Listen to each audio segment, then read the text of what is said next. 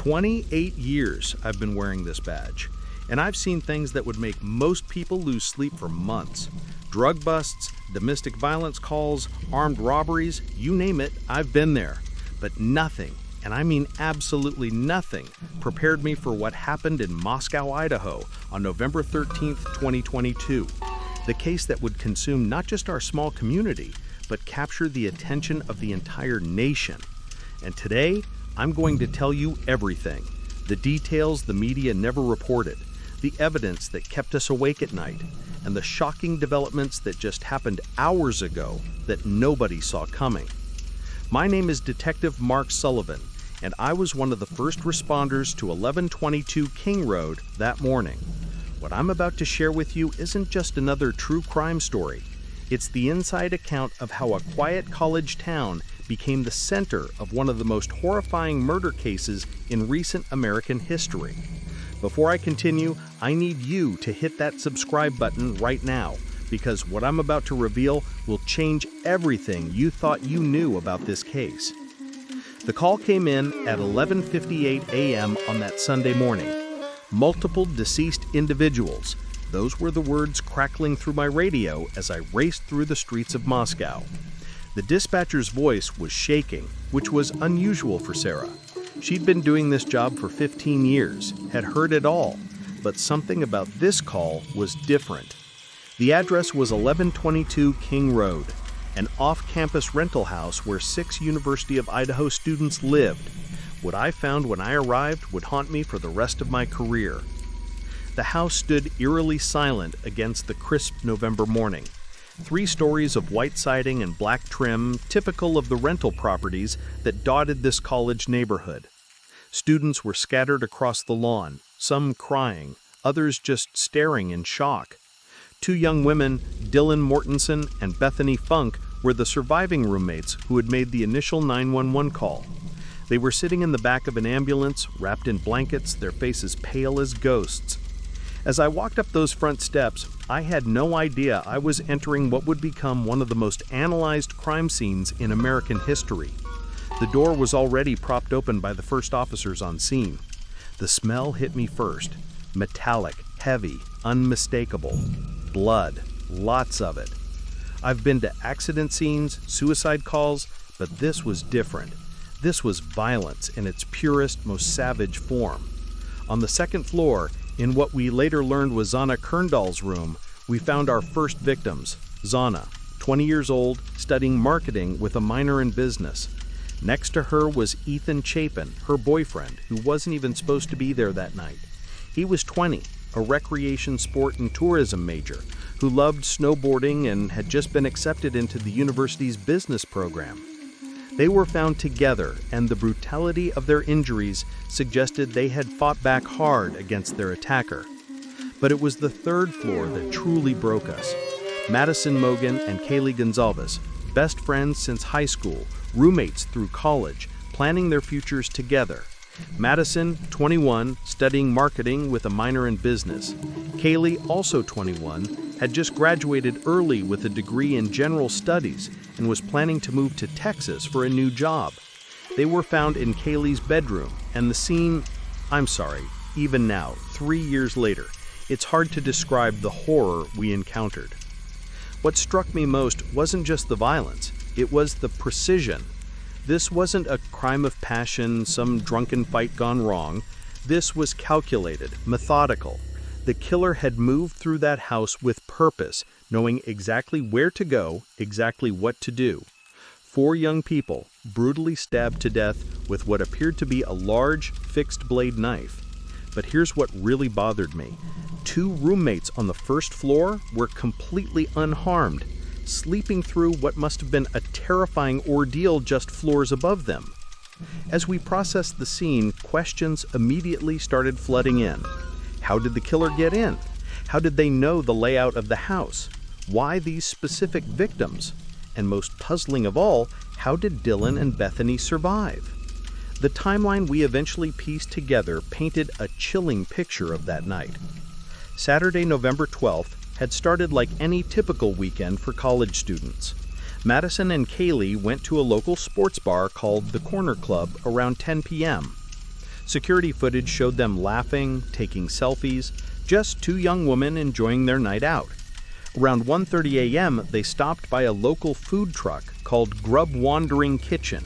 The final video of them alive shows them ordering carbonara, sharing a laugh with other students in line. At approximately 1:45 a.m., they were turned home. Meanwhile, Ethan and Zana had been at a fraternity party at the Sigma Chi House.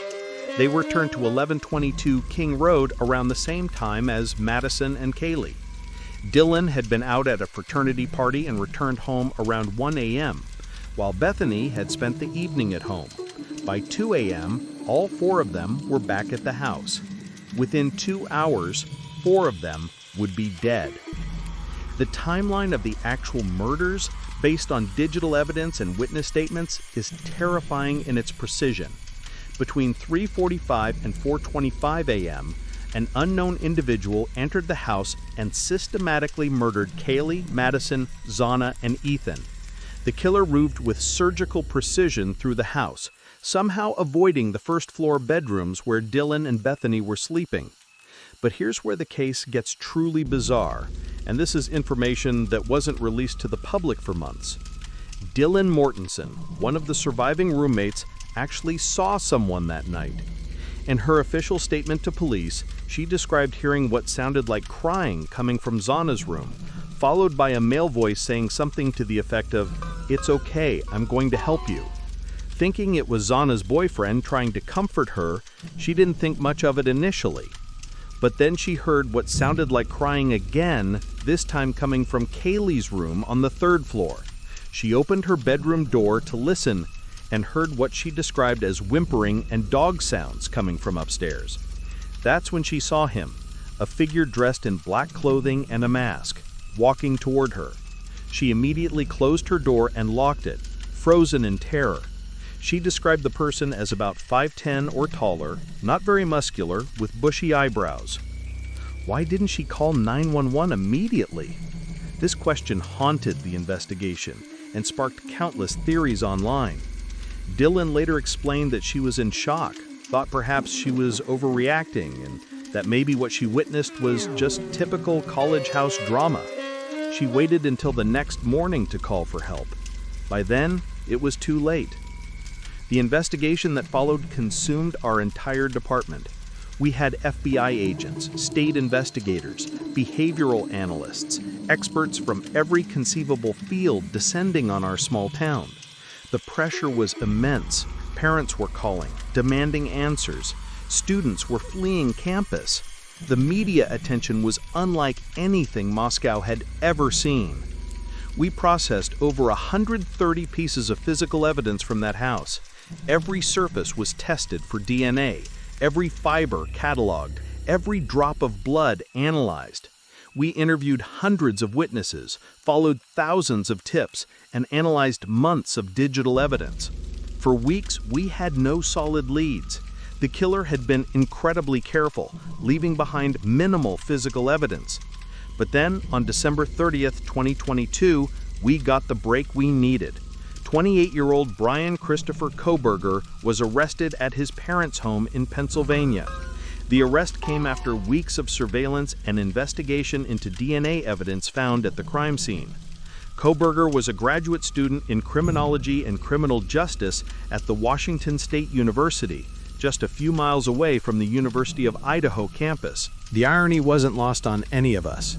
A criminology student, someone who had studied the very techniques we were using to catch him, was now our prime suspect. Kohberger's background was as disturbing as it was relevant. He had been working on his PhD in criminal justice with research focusing on how emotions and psychological traits influence criminal decision-making. His dissertation topic? The psychology of criminal behavior and victim selection. The evidence against Kohberger began to pile up in ways that painted a terrifying picture of premeditation. Cell phone data showed that his phone had been in the vicinity of 1122 King Road at least 12 times before the night of the murders, between June and November 2022. He had been casing the house, studying the residents' patterns, learning their routines. This wasn't a random act of violence. This was a carefully planned execution. His white Hyundai Elantra, the subject of a nationwide BOLO alert, was captured on surveillance cameras in the area during the early morning hours of November 13th. The car was seen traveling at high speeds away from the neighborhood just after 4 a.m., right around the time the murders occurred. When police finally located the vehicle at his parents' home in Pennsylvania, it had been thoroughly cleaned, both inside and out. The DNA evidence was the smoking gun we needed. A single source of male DNA was found on a button snap of a leather knife sheath recovered next to one of the victims. That DNA matched Kohberger's profile. But here's what's truly chilling. The knife sheath appeared to be from a Ka-Bar-style fixed-blade knife, the exact type of weapon that would cause the injuries we observed. The killer had left behind his sheath, possibly in the frenzy of the attack or the haste to escape. Kohberger's digital footprint told an even more disturbing story. Records showed that he had conducted numerous internet searches related to the murders and the investigation in the weeks following November 13th.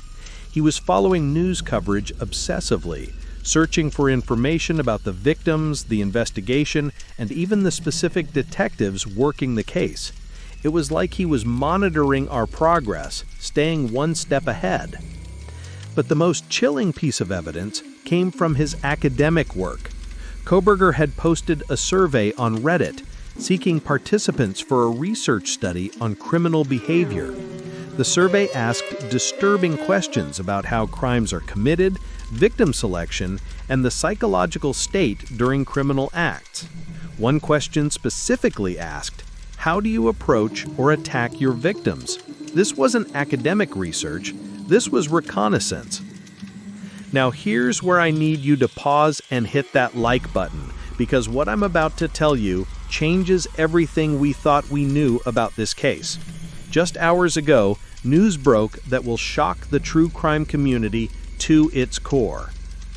Bryan Kohberger has agreed to plead guilty to all charges in exchange for life in prison without parole, avoiding the death penalty that he was originally facing.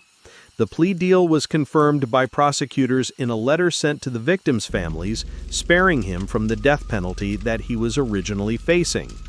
This development comes just weeks before his trial was scheduled to begin in August 2025. The family's reactions have been mixed and emotional. Some expressed relief that they wouldn't have to endure a lengthy trial and constant media attention. Others, particularly Kaylee Goncalves' family, expressed anger and disappointment. Goncalves' family issued a scathing statement Monday evening, hours after the plea deal was announced, stating they wanted to see Kohberger face the ultimate penalty for his crimes. But this plea deal raises new questions that we're still trying to answer. Why now? What additional evidence might have come to light that convinced Kohberger's defense team that a plea was their best option? Throughout this case, his attorneys had maintained his innocence, claiming he was out driving alone during the night of the killings. His defense attorneys have said he has autism in part of their push to get the death penalty off the table. The timing of this plea is particularly significant given recent developments in the case. A potential witness who claims she saw Kohberger at the scene has emerged. A DoorDash delivery driver who made multiple statements to police about seeing someone matching his description near the house that night. This witness could have been devastating to the defense at trial. Additionally, the judge recently rejected Kohberger's request to present theories about alternate perpetrators, dealing a significant blow to his defense strategy. Without the ability to point fingers at other suspects, his legal team may have realized that their options were extremely limited. The investigation revealed layers of disturbing behavior that extended far beyond the night of the murders. Kohberger's professors at Washington State University described him as an exceptional student, but several noted concerning behaviors. He was obsessively interested in criminal cases, particularly those involving serial killers and mass murderers. He would dominate class discussions with graphic details about violent crimes, making other students uncomfortable. Female students in his program reported feeling uneasy around him. He would make inappropriate comments about personal safety, ask invasive questions about their daily routines, and seemed to take particular interest in where they lived and what security measures they used. One classmate later told investigators that Kohberger had asked her detailed questions about locks, alarm systems, and whether she lived alone. His behavior became even more erratic in the months leading up to the murders. Neighbors at his apartment complex reported seeing him at odd hours, often dressed in dark clothing, carrying what appeared to be cleaning supplies to and from his car. His sleep schedule was completely reversed. He was active primarily at night and slept during the day. The digital evidence painted a picture of someone spiraling toward violence. His internet search history, recovered from multiple devices, showed an escalating pattern of violent content consumption. He researched famous serial killers, studied their methods, and seemed to have particular interest in cases where the perpetrators had evaded capture for extended periods. But perhaps most disturbing were his communications with other criminology students and online forums. Using pseudonyms, he would engage in detailed discussions about the perfect crime, hypothetical scenarios for avoiding detection, and the psychological profiles of both killers and victims. He seemed to be using these conversations as a testing ground for his own plans. The Moscow community was forever changed by these martyrs. The University of Idaho campus, once known for its tight-knit community feel and low crime rates, became synonymous with one of the most brutal crimes in recent memory. Enrollment dropped significantly the following semester as parents pulled their children from school and prospective students chose other universities. The house at 1122 King Road became a grim tourist attraction, with people driving by to take photos and leaving flowers at makeshift memorials. The university eventually purchased the property and demolished it in December 2023, unable to find anyone willing to rent or buy the notorious location. For those of us who work this case, the impact has been profound and lasting. Several officers required counseling after processing the crime scene. The brutal nature of the murders, combined with the victims' youth and the randomness of their selection, shook our faith in the safety of our community. We've all had trouble sleeping, and many of us still jump at unexpected sounds in the night. The families of the victims have shown incredible strength throughout this ordeal. They've advocated for justice, supported each other through the legal proceedings, and worked to keep their children's memories alive through scholarships and charitable foundations. Kaylee's family established a scholarship fund for criminal justice students, while Madison's family created a program supporting young entrepreneurs. Ethan's family has been particularly vocal about campus safety, working with universities across the country to improve security measures and emergency response protocols. Zana's family has focused on victim advocacy, helping other families navigate the complex legal system and media attention that follows high-profile crimes. The case also highlighted significant issues with our emergency response systems. The delay between when the murders occurred and when they were reported gave the killer hours to escape and dispose of evidence. Many questioned why the surviving roommates waited so long to call for help, but experts in trauma psychology explained that shock and disbelief are normal responses to such extreme situations. Now let me share something that wasn't widely reported and will probably make you want to comment your thoughts below. During the investigation, we discovered that Kohberger had actually applied for an internship with the Moscow Police Department months before the murders. He submitted a detailed application expressing interest in working with our Criminal Investigation Division. The application included essays about his passion for solving crimes and understanding criminal behavior. We never offered him the position, something we're all grateful for now, but the fact that he was trying to insert himself into our department while planning these murders shows a level of calculated manipulation that still gives me chills. He wanted to be on the inside, to know how we operated, to understand our procedures and protocols.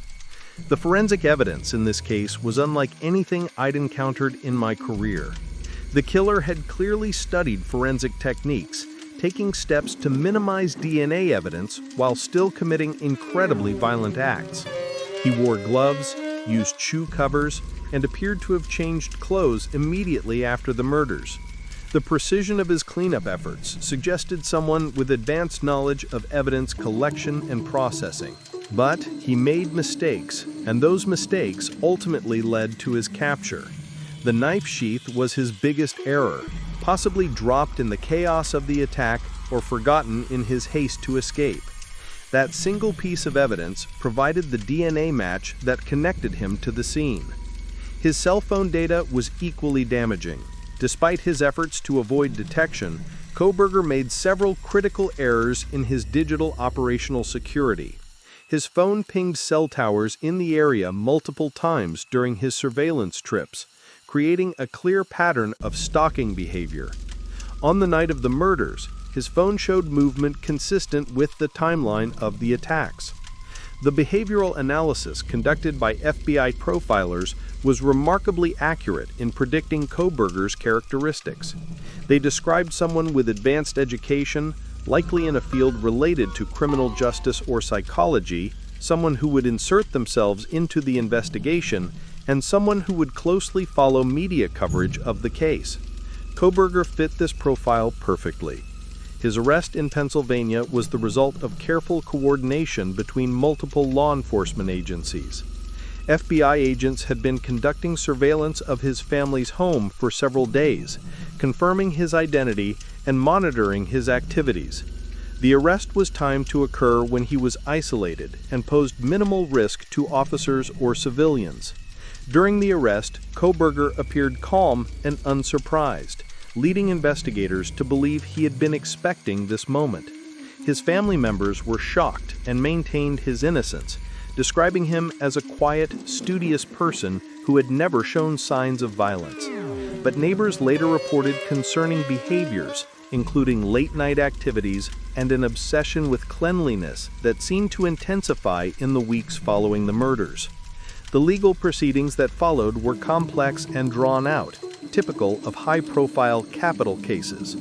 Kohberger's defense team employed every available tactic to avoid the death penalty, including claims of mental illness, challenges to the evidence collection, and attempts to move the trial venue.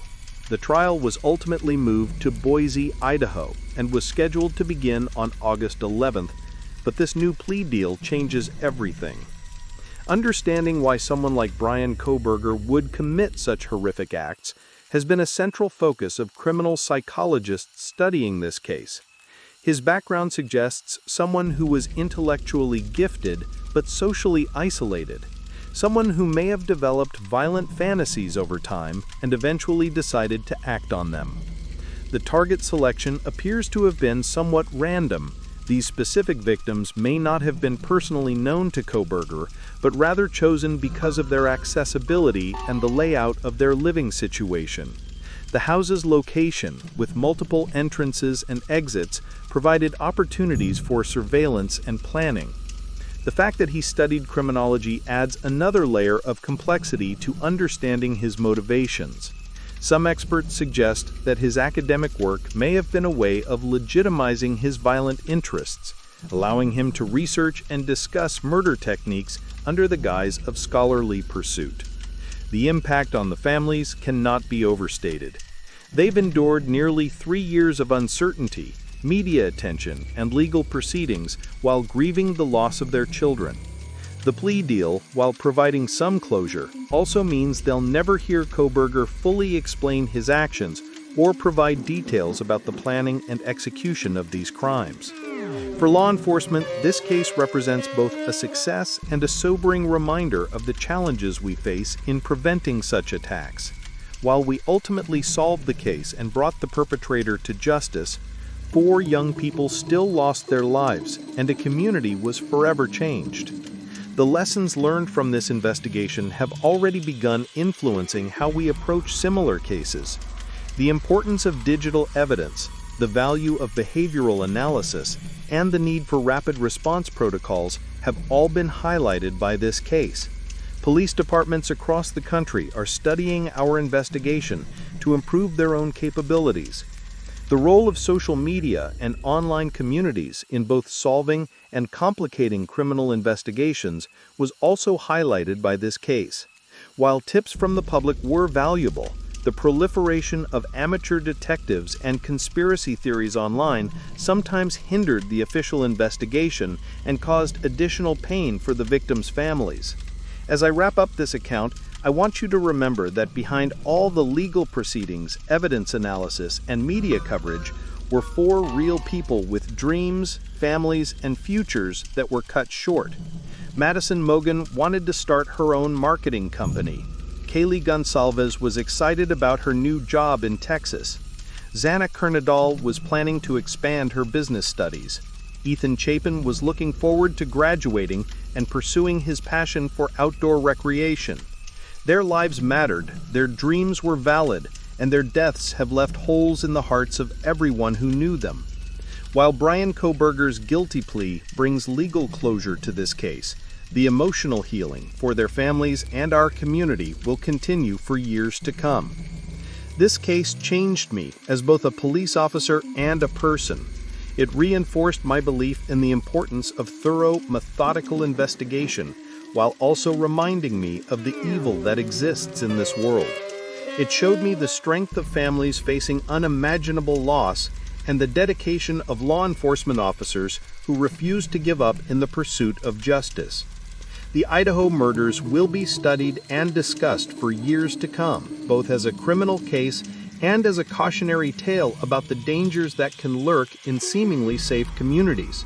But I hope that in all the analysis and discussion, we never forget the 4 young lives that were lost and the families who continue to mourn their passing. Make sure to subscribe to this channel for more true crime content and inside accounts from law enforcement. Leave a comment below telling me what aspect of this case surprised you most. Was it the plea deal, the digital evidence, or something else entirely? Your engagement helps us bring you more stories like these, told from the perspective of those who lived through them. The pursuit of justice never ends, and neither does our commitment to honoring the memory of victims like Madison, Kaylee, Xana, and Ethan. Their stories deserve to be told. Their lives deserve to be remembered, and their families deserve to know that they haven't been forgotten. Thank you for watching, and remember, justice may sometimes be delayed, but it should never be denied. This is Detective Mark Sullivan, signing off.